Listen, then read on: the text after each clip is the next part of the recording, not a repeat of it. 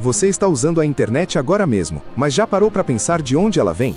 Não do ar, não de satélite. Ela viaja por dentro de fios mais finos que um cabelo humano, enterrados no fundo do oceano, cruzando continentes inteiros, a uma velocidade absurda. E alguém, em alguma fábrica no mundo, fez isso com as próprias mãos, ou quase isso. Hoje você vai entrar numa dessas fábricas e ver passo a passo como um cabo de internet nasce do zero. Fica até o fim, porque tem um detalhe nesse processo que a maioria das pessoas nunca imaginou. Se você curte descobrir como as coisas do mundo são feitas de verdade, inscreve no Efeito Industrial agora. Aperta o sininho também, porque a gente lança novos vídeos toda semana, e você não vai querer perder nenhum. O cabo de fibra ótica é a espinha dorsal da internet moderna.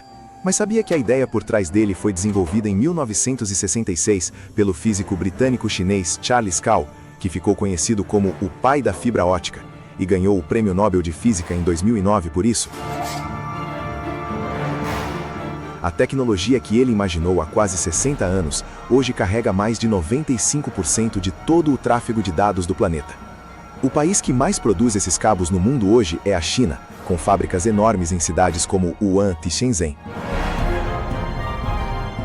Mas o processo de fabricação acontece em dezenas de países, incluindo o Brasil. E ele começa de um jeito que pouquíssimas pessoas conhecem.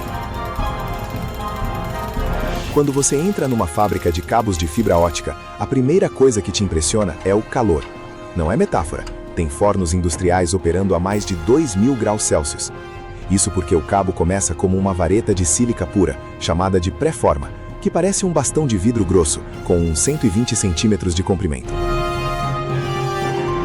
Essa vareta é suspensa verticalmente numa torre enorme, chamada de torre de puxamento, e a ponta dela é inserida dentro de um forno de grafite a temperaturas absurdas.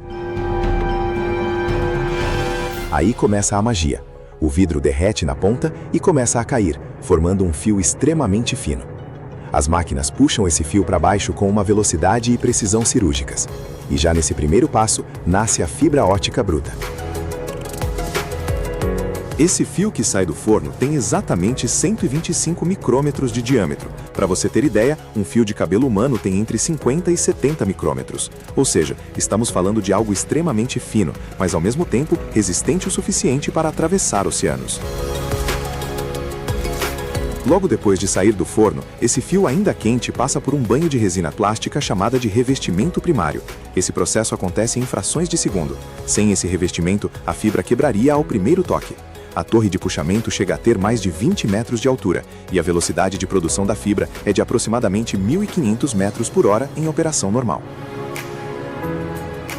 O fio vai sendo enrolado numa bobina enorme, enquanto sensores a laser medem o diâmetro em tempo real. Se estiver fora do padrão, o sistema inteiro para automaticamente. Depois de pronta, a fibra entra no processo de cablagem.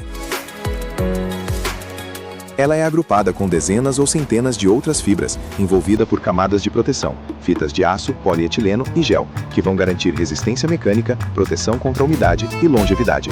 Um cabo submarino pode ter mais de 288 fibras dentro, cada uma capaz de transmitir dados a velocidades de terabits por segundo. Agora vem o que a maioria das pessoas nunca imagina. Você sabe quantos cabos submarinos cruzam o fundo do oceano agora mesmo? Mais de 400 cabos ativos, distribuídos em mais de 1,3 milhão de quilômetros, o suficiente para dar mais de 32 voltas ao redor da Terra. E não são os satélites que carregam a maior parte da internet, são esses cabos. Outro ponto que impressiona: a luz que viaja por dentro de uma fibra ótica se desloca a cerca de 200 mil quilômetros por segundo. Isso é 2/3 da velocidade da luz no vácuo. Mas o que muita gente não sabe é que a sílica usada para fazer o vidro das fibras precisa ter um nível de pureza impressionante, menos de 1 parte de impureza por bilhão. Se você colocasse qualquer contaminante nessa proporção, o sinal seria perdido ao longo do cabo. É por isso que a produção acontece em ambientes controlados, comparáveis ao de produção de microchips. Se esse vídeo está te surpreendendo, deixa o like agora. Isso ajuda muito o canal a crescer e faz o Efeito Industrial chegar para mais pessoas. Continua aqui, porque o processo de qualidade e distribuição é onde as coisas ficam ainda mais impressionantes. Antes de qualquer cabo sair da fábrica, ele passa por uma bateria de testes rigorosos. O principal deles é o teste OTDR, Optical Time Domain Reflectometry, que injeta pulsos de luz dentro da fibra e analisa como eles se comportam ao longo de cada metro do cabo. Com isso, os técnicos conseguem identificar falhas, microfissuras ou pontos de atenuação antes que o cabo chegue ao campo. Além disso, os cabos passam por testes mecânicos, tração, dobramento, compressão e resistência à umidade.